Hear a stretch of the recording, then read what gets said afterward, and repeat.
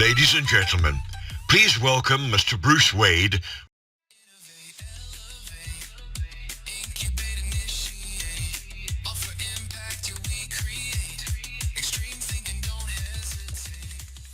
It is no longer the biggest or the wealthiest that will survive, but those who have the ability to adapt and adjust to this fast-changing world around us through extreme thinking.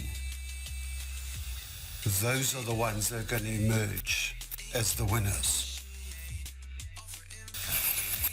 Knowing how to think and turn those ideas into viable, sustainable, and profitable product offering is what will separate the haves and the wannabes. Using AI is no longer a nice to have.